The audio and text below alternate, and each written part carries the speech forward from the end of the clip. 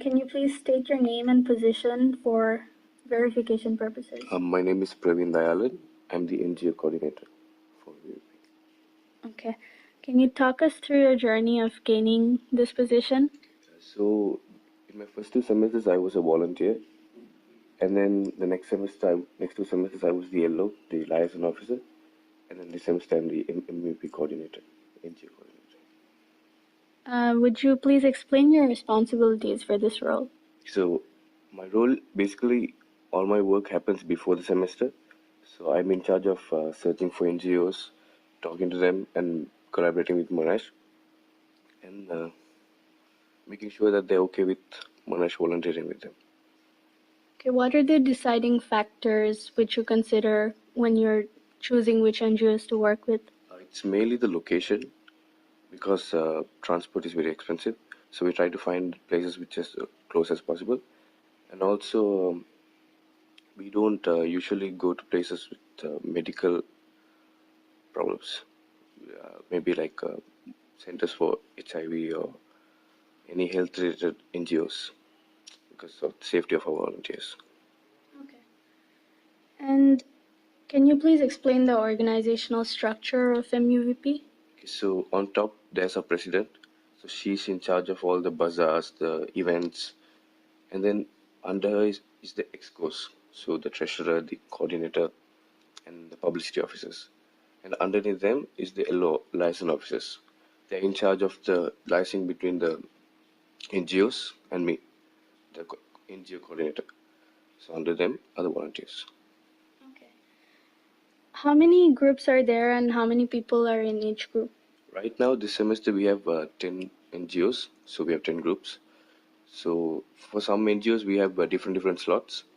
So the groups are split into 2 or 3, depending on how many sessions we have. And How many people in each group? we have a maximum of 5 per session Why is there a maximum quota of 5? because of the transport. Okay, so one car, Yeah. one group. Okay. Where does the fund for transportation, etc., come for? So we are funded directly by Musa. Okay. So everything we do, all our funds come from Musa. Okay, and is it enough? It's more than enough. Okay. Is that the only place where you have expenditures? Transportation? We for the bazaars and for all our events and for the volunteer night, we do have something called the volunteer night at the end of every sem, which is had it yesterday. So for all those and transport, and at the end of all the semesters, we donate money to all the NGOs. So we split our budget according to that. That's how we use the funds. Okay, that's great. Do you volunteer yourself? Not right now, but when I was an LO and when I was a volunteer, I had to. Okay, do you have any stories to share about your volunteering? No, volunteering it's really a beautiful experience because once you go there and the kids remember you. Every time you go, they call you brother, and then they remember you. Okay. Would you say that Monash is doing a good job of volunteering? Yeah, we have improved our service over time, Okay. so I think we can do more. With more budget, we can do more. Okay. So right now we are tight because of the budget. So all the we try to do the maximum. Okay. What are the improvements from, let's say, last year? Yeah. So we started the donations recently, Okay. and we have the carnival, children's carnival. So we invite children from the NGOs and we host a carnival in Monash. Is there awareness about that? Yeah. People know? Yeah. Okay.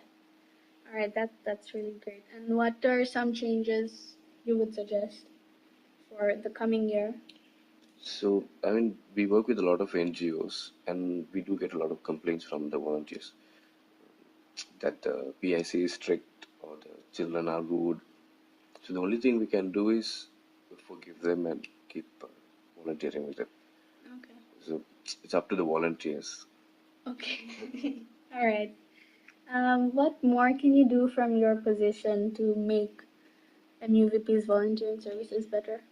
I think right now we are doing the best. there's nothing much Okay. to do. Okay. All right. Thank you so much for your time.